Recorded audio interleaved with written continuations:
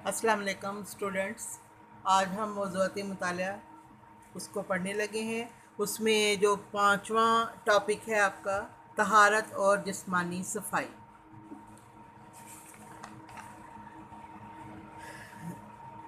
खोलिए अपनी बुक्स।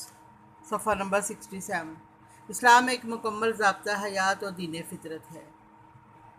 अल्लाह ताला ने अपने इस दीन में तमाम इंसानों ख़ास तौर पर मुसलमानों को तमाम छोटी और बड़ी बातों से कुरान और हदीस के ज़रिए आगाह कर दिया है और नबी करीम सल्लल्लाहु अलैहि वसल्लम को आखिरी नबी बनाकर अपने दीन को अमली तौर पर समझा दिया है ताकि हर चीज़ वाज़िया हो जाए।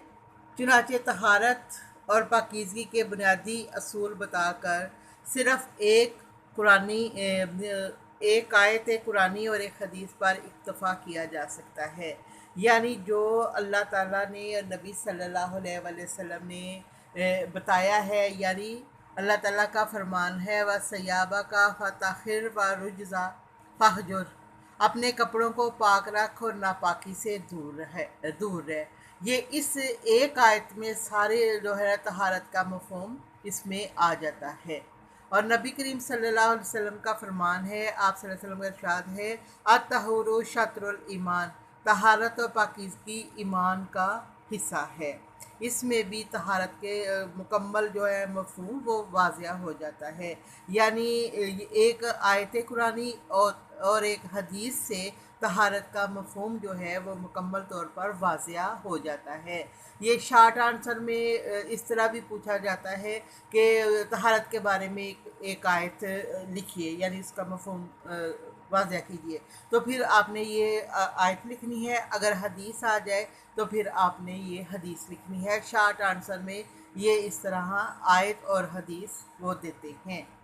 अब लुग़वी मानी क्या है तहारत के, इसको अंडरलाइन करें। तहारत के लुग़वी मानी, तहारत के लुग़वी मानी पाक होने के हैं। आज के दौर में सफाई का तो ख्याल रखा जाता है और शरीयत के असूलों को अपनाए बग़ैर गुस्ल करने को तहारत के मफ़हूम में ले आते हैं।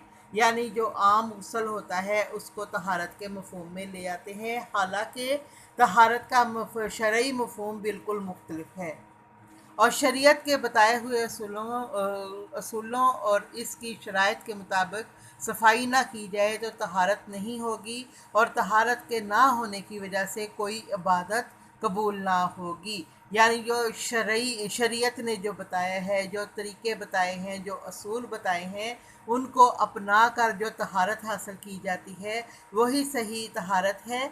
और अगर इस तरह की तहारत ना होगी तो कोई भी इबादत कबूल ना होगी। तहारत में दो चीज़ें शामिल हैं, एक है वज़ू और दूसरा है गुस्ल। इसको शार्ट आंसर में बाज़ इस तरह भी पूछ लेते हैं कि तहारत का ज़राए बयान कीजिए। तो फिर आपने तहारत के जो ज़राए हैं वो यही हैं, वज़ू और गुस्ल।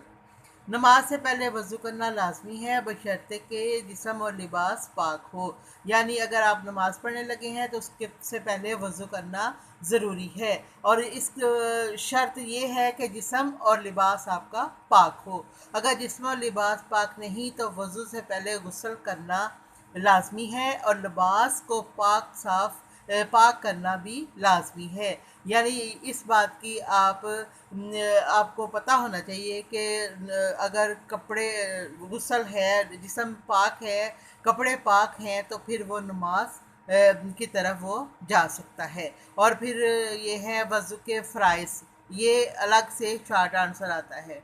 वज़ू के फ़राइज़ बयान कीजिए। फिर वज़ू के फ़राइज़ हैं चेहरे को धोना, दूसरा है कोहनियों समेत हाथों को धोना, तीसरा है सर का मसा करना और चौथा है टखनों समेत पाँव धोना। इनके अलावा बाकी चीज़ें सुन्नत और मुस्तहब हैं। यानी फ़राइज़ ये हैं, ये चार। इन फ़राइज़ के बगैर अगर तहारत ना की जाए, वज़ू ना किया जाए तो नमाज वो कबूल नहीं होती। इसका पहला क्वेश्चन देखिए आप, कुरान और हदीस की रोशनी में तहारत पर मुख्तसर नोट लिखिए। ये है तहारत, पहला क्वेश्चन आपका यहाँ से। इस्लाम एक मुकम्मल ज़ाब्ता हयात और दीन फितरत है। यहाँ से इसको फर्स्ट पहला क्वेश्चन यहाँ से शुरू होता है और यहाँ तक ये आएगा। ये لباس کو پاک کرنا بھی لازمی ہے۔ یہاں تک یہ ہے پہلا سوال، ٹھیک ہے۔ اور یہ وضو کے فرائض ہیں، یہ شارٹ آنسرز میں آتے ہیں، اور اس اگر وضو کے طریقے میں بھی آپ اس کو اگر آئے وضو کا طریقہ جو ہم کل انشاءاللہ پڑھیں گے، تو اس میں یہ پہلے آپ فرائض لکھ سکتی ہیں، الگ سے بھی یہ شارٹ آنسر میں آتے ہیں۔ اور یہ آیت اور حدیث اس کو اچھی طرح سے آپ نے یاد کرنا ہے۔